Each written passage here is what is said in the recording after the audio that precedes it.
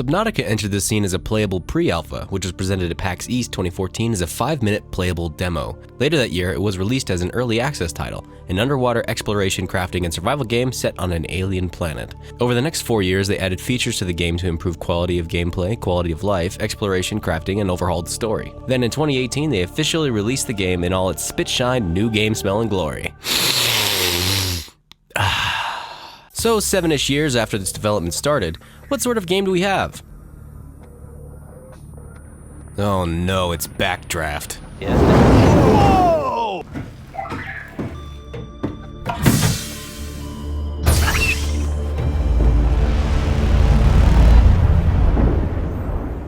The world is immediately striking. Its color palette, its alien fauna's character design, and the crippling existential fear for any wayward survivor with any sense of thalassophobia.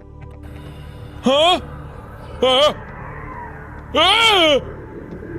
Whoa! Paper! By collecting salvage from the seafloor, breaking aggregates of limestone, sandstone, and shale to collect more rare resources, and scanning the junkyard of debris scattered around the crash site, you can build, upgrade, modify, and survive this terrifying new place you've landed in. I built a repair tool to use on my radio, a flashlight to stave off the crushing darkness, and a sea glide to traverse the underwater geography much more quickly than my inferior, fleshy propellers could possibly hope to. I even found all the necessary pieces to complete the blueprint for a micro sub called the Sea Moth. Everything was going great, until...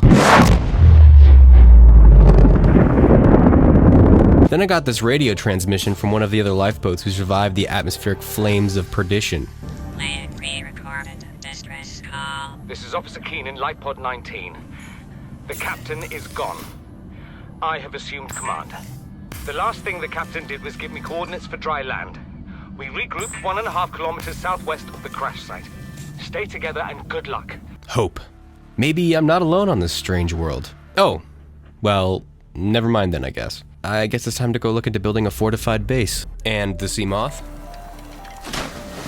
Now it's time to go tackle the degrading nuclear reactor in the Aurora before this turns into Waterworld Chernobyl. 50,000 people used to live here. Drive core breach zero. Radiation levels decreasing. Then I went out and found the rest of the bits for... The Cyclops! Okay, listen, this is where the format changes from what I've done previously to more formal game review crap. I like wetting the palate, as it were, with gameplay elements and then bring you back to the real subject matter. After you've more or less mastered the farming aspect of the game and then went about building the various exocraft and tools you have access to, the game story starts to unfold itself and you just have to solve the various problems the game throws at you. Instead of diving into the nitty-gritty of those challenges, I'm just going to give you some tips on what you should do. Build the Sea Glide as soon as possible, followed by the laser cutter, repulsion cannon, flashlight, knife, and hab construction unit. With these tools and a slew of batteries, maybe 4, you should be fairly well equipped to deal with most of what Planet 4546b has to throw at you. Once you've built a hab, build a health kit manufacturer for a slow but steady stream of first aid kits, then build a radio in your hab so you don't have to keep running to the life pod when you receive radio transmissions. Then build a ton of these storage containers, but not before you reinforce the walls so you don't run into any structural weakness as you expand. Then build all the exocraft you can and explore with almost impunity.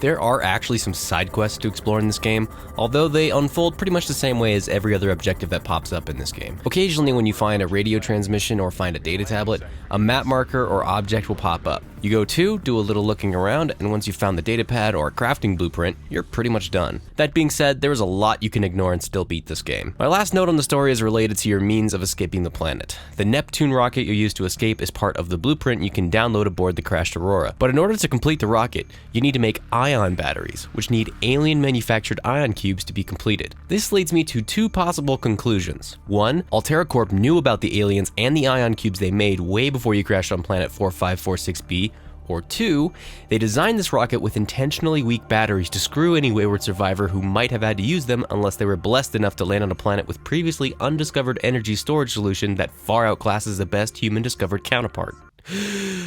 Basically, Altera. That's about all I'm willing to reveal in the interest of avoiding ruining the majority of the mystique of this game.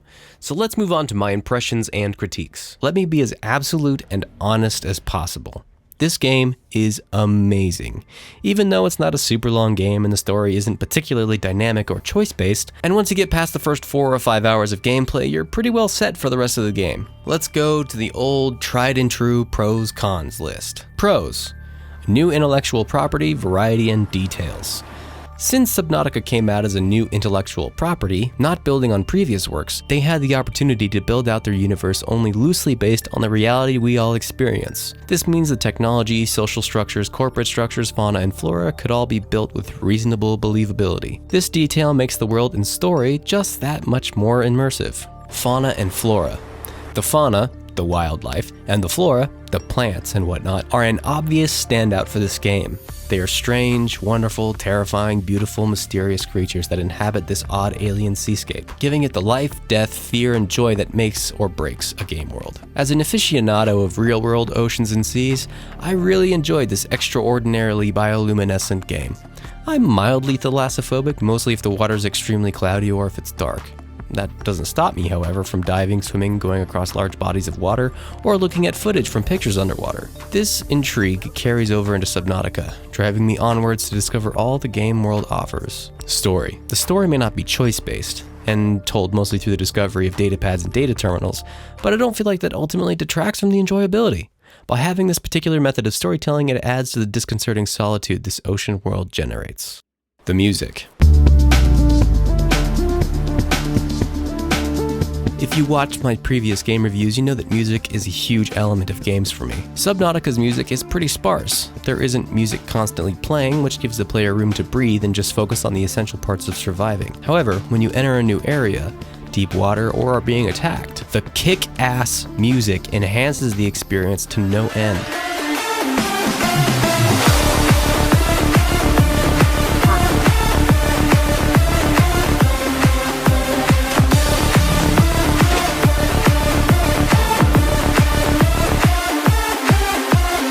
Sound design.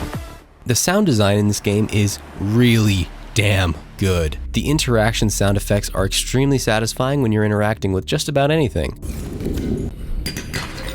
When boarding different crafts or entering bases, you get a voiceover line that really enhances the experience of being the driving force of the gameplay. A slight tangent to take from there, the voice acting in this game is phenomenal. About half of the datapads contain story information, which you can either read or listen to. There are some pretty obvious repeat performances, but it never really detracts from gameplay in my opinion. Some of the voiceover stuff you can find sort of reminds me of the narrative radio shows from back in the day. You know, when cassette tapes were widely produced and consumed. Map design. The world that Subnautica is based in is huge, and it's loaded with interesting areas to explore. Small cave systems, massive cave systems, differentiated biomes, low temperature areas, high temperature areas, and differentiated ambient light effects depending on the biome and depth you're exploring. Now, I will admit that after about 10 to 12 hours of gameplay, you start to lose your sense of scale, and the map seems to be quite small. Really, it isn't. You just lose your survivalist need to explore. The cons. The graphics. When this game was released, its main purpose wasn't to showcase a new generation of game graphics or other visually oriented technology. As a result, it has some graphical breakdowns, and occasionally these low-resolution textures can pull you out of the experience by drawing attention to themselves. However, the somewhat dated graphics and low visual fidelity doesn't detract from the experience, so I would barely classify this as a con. Physical errors. This game was released as an alpha, then a beta before it was completely released. As a result of this patchwork development strategy, there are quite a few physical errors. The prawn suit randomly floats about 10 meters away from where it fell into the water when you built it. Flora and fauna can glitch through the hull of the Cyclops, your bases, and the sea moth. Occasionally, the fauna even breaches the surface of the water, but in a super glitchy way that makes no physical sense in the context of the rest of the game. Even with these issues, it barely detracts from the gameplay. Gameplay errors. Similar to the last con, there are some optimization or coding bugs that are kind of annoying to deal with. I play on the Xbox One X, which I realize will devalue some of my opinions for some people, but I'm still gonna voice them regardless. When you're receiving audio from your datapad, be it general updates from the female computer voice, or when you're getting story information from recovered datapads, the subtitles flash through extremely fast, not synced with the audio at all. But you can just abandon the subtitles altogether in the settings. This is a con to me, but it's a pretty minor detail. Scope of game, sort of. Honestly, the most glaring flaw with Subnautica is the scope of the game is really quite small. The map shrinks the more stuff you find, and by the last hour or two of the game, there are almost no more surprises the fauna can give you, eliminating just about all the risk that comes with exploration. My sister, for example, only ever played Subnautica in creative mode, so she never had to scour the map for resources. She never had to worry about food, water, oxygen, or death.